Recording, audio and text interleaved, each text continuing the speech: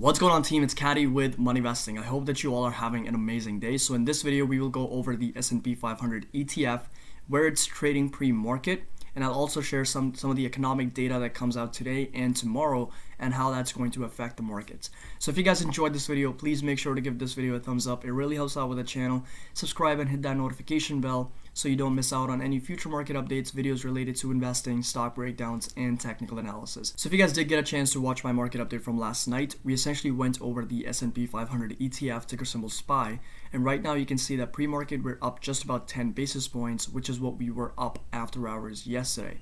So now moving on to the pattern, we had recognized this $318 level as a very clear level of resistance because we have gotten rejected there multiple times going back as far as July 6th. Then we also got rejected after hours on July 6th, then we gapped down, and then we pushed up yesterday on July 7th, but then sold off after making this inverted hammer candle and essentially pulling back down to the $315 level. So now you guys can see this right here is where the markets opened today. So this is pre-market at 4 a.m. This was the inverted hammer candle that was again formed, which resulted in the pattern selling off even further down to 313.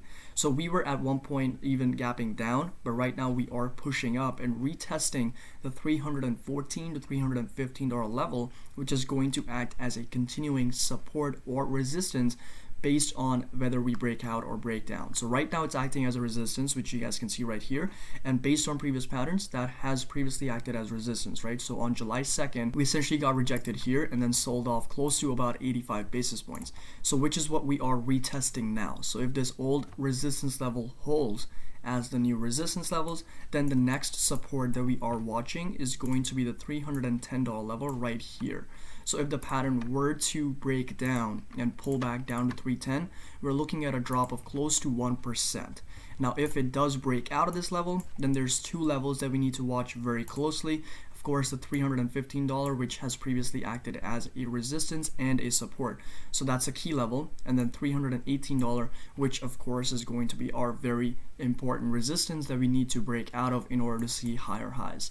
So that is also a level that we have previously gotten rejected at. So if we are breaking out 315, we need to test that first. If we break out of that level, then we are off to 318 and higher. Now if this resistance holds at 314, then we are pulling back down to 310. If we do break below the 310, which is going to be a very critical drop of over 1%, then there's two levels that I had recognized in my last night's market update, and that was going to be 308, which sits right here at the upper half of the rectangle, and then 306, which sits at the bottom half of the rectangle. And the reason I mentioned these two levels is simply because they have both acted as previous resistance and support levels.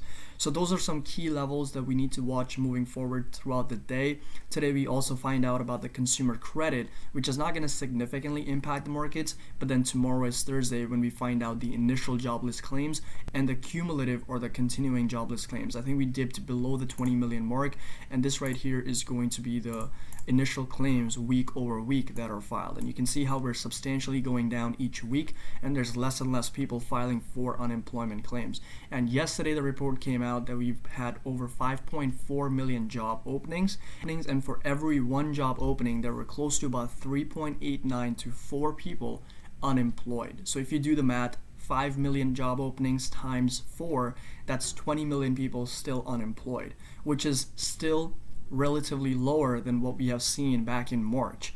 So those are some things that we need to consider in order to understand where the market can head next. If you go over to the S&P 500 again, and if you go over to the daily chart and identify some levels, it's very clear to identify that 318, based on previous support from June 10th, is going to act as new resistance, which it has done more recently, so the pattern pulled back. The 315 remains our near-term resistance that we need to break out of in order to see 318 and even higher go up to 323. But if you do pull back, 310 is going to be the next key support, and then of course there's two key supports that are going to hold, in my opinion, 308 and 306.